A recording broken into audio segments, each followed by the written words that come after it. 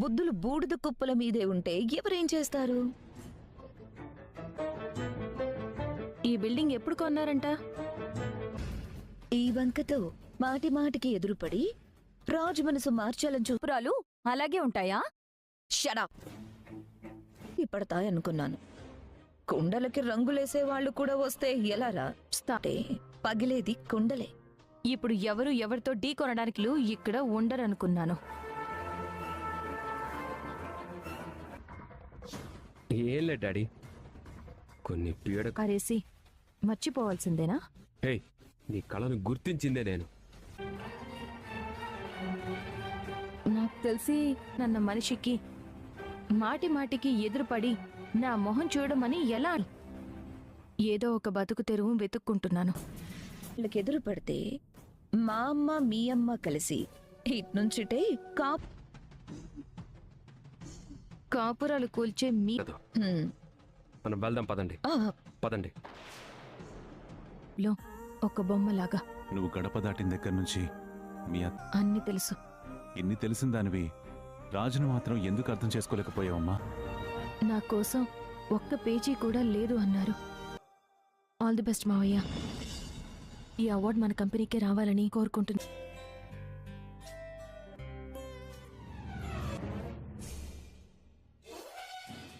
నువ్వేంటిక్కడ? కానీ సామంత్తో marriage fix అయ్యాక నేను అనామికను ఏరుకోరి దొగ్గిరాల వారి ఫ్యామిలీ నుంచి అర్థమైంది. దీని వెనుక ఆనా ఇక నుంచి మా కంపెనీ అడుగడుగున మీకు ఈసారి గెలుపు మాదే అవుతుంది.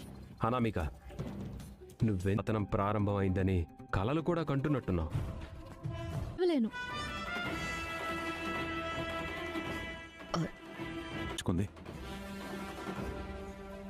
అనామిక నా బిజినెస్ అర్థం అవుతుందిలే, చూద్దాం. మాకు అవార్డు వస్తే మాత్రం మీరంతా స్పోర్టివ్ అనామిక ఇంతగా దిగజారిపోయినందుకు అభినందిస్తూ అందరం చప్పట్లు కొడతాం కదా. జైల్కి పంపించి మరీ వదిలించుకున్నాడు. నీకు కావ్యకి పోలికేంటి? వాలా తీస్తుందని వెంటనే జల్లకాయ కొట్టి నువ్వెలాగుంది? ఏవేవో ప్రగల్భాలు పలుకుతున్నావు. కాసి అందరూ ఇంతేనా? ఇంత అహంకారంతో ఉంటారా?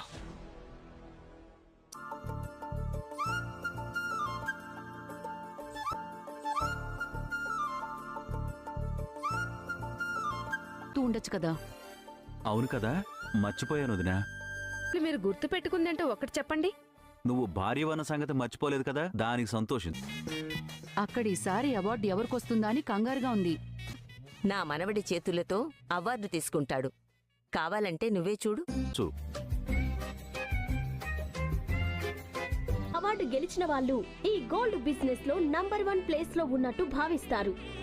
ఈ అవార్డ్ ఆ కంపెనీకే వస్తుందా లేకపోతే మరేదైనా మా న్యూస్ ఛానల్ కొత్త కంపెనీకి అవార్డు రావడమా? అది కూడా కదా. ఆ క్లయింట్ ఎక్కడున్నారో పనేం లేదు, కానీ ఇక్కడ తెలుసుకుని వెళ్ళిపోతాను. అదేంటమ్మా, తుందా లేదా అన్న టెన్షన్లో ఉన్నారు. సరే అయితే నేను ఇంకో రోజు అవార్డు వచ్చిందో నువ్వు చూసి తెలుసుకోవాలి కదా. నేను అవన్నీ పట్టించుకోనండి. తెలియవా?